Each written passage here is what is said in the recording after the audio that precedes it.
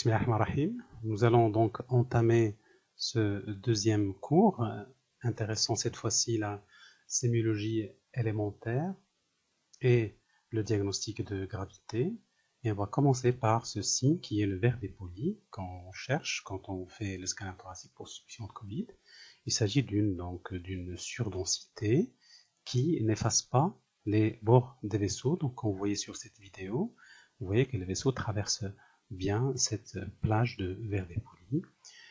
Et c'est assez fréquent dans cette pathologie-là, mais c'est pas du tout spécifique. Il y a plus d'une centaine d'étiologies, comme vous savez, de ceci. Le deuxième signe qu'on cherche, c'est la condensation alvéolaire. Cette fois-ci, la condensation alvéolaire va effacer les bords des vaisseaux. Regardez son siège ici, périphérique et sous-pleural.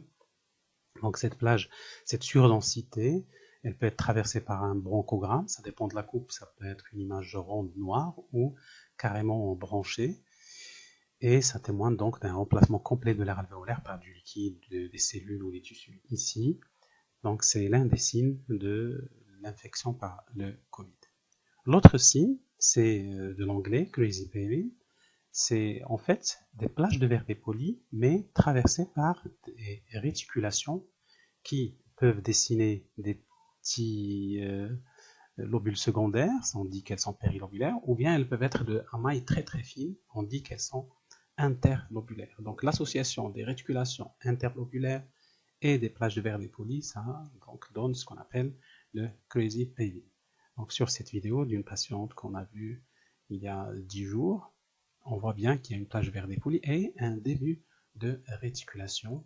C'est ce qu'on appelle donc le crazy baby. Là aussi, la gamme diagnostique est très large, c'est pas du tout spécifique. L'autre signe, c'est ce qu'on appelle l'halo inversé. L'halo inversé, c'est du verre dépoli, mais entouré d'un anneau périphérique de condensation. Regardez donc son siège. Là aussi, c'est un signe donc élémentaire de cette pathologie, mais il n'est pas du tout spécifique. Il est visible sur plusieurs pathologies, notamment la pneumonie organisée, anciennement appelée BOOP, et ça peut se voir aussi dans plusieurs autres pathologies, tuberculose, aspergillose, vascularite. Et on va voir sur les diagnostics différentiels un cas. Toujours dans la sémiologie élémentaire, on peut assister à des bronchectasies par traction.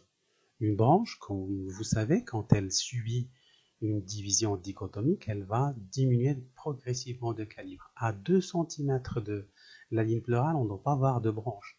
Les reconstructions minimip permettent de les montrer. Et comme vous voyez sur cette petite vidéo, regardez, on voit bien ici en postérieur des petites bronchectasies, ou bien sur cette haute séquence vidéo où l'on assiste aussi à des branches dilatées. Il y a aussi la dilatation vasculaire. Sur cette même vidéo, si vous remarquez, il y a à un certain moment des vaisseaux qui traversent la plage de condensation alvéolaire et qui sont distendus. Regardez ça, ce point-là, et vous allez voir que ça se divise et ça reste assez ici, voilà, ça reste ici dilaté. Donc on parle de dilatation vasculaire au sein des plages de condensation alvéolaire. L'autre signe, c'est ces lésions élémentaires vont avoir une certaine distribution assez évocatrice. La distribution, c'est les régions postérieures, comme vous voyez, et les régions périphériques et les lobes inférieurs. Mais il y a plusieurs atypies de distribution selon notre petite expérience au service. Très bien, maintenant on va voir le diagnostic de gravité. Le diagnostic de gravité est estimé en fonction du degré d'atteinte du parenchyme pulmonaire sur, bien sûr, des coupes axiales, de reconstruction coronale et sagittale. Si c'est moins de 10%, on dit que c'est minime. Si c'est entre 10 et 25%, comme ici, on dit qu'il est modéré. Si c'est entre 25 et 50%, on dit qu'elle est étendue.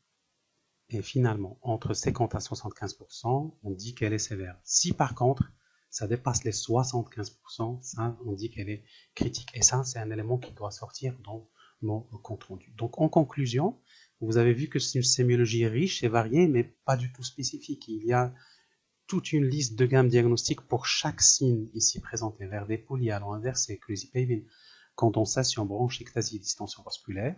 La distribution peut nous orienter avec le contexte épidémiologique et clinique. Il n'y a généralement pas d'adénopathie, de nodulation, d'excavation, pas d'épanchement pleural en principe, mais il y a des cas atypiques exceptionnels sur lesquels on peut retrouver ces anomalies. Voilà, je vous remercie. Le dernier cours va traiter la partie d'atypie et les diagnostics différentiels assez courants. Merci beaucoup.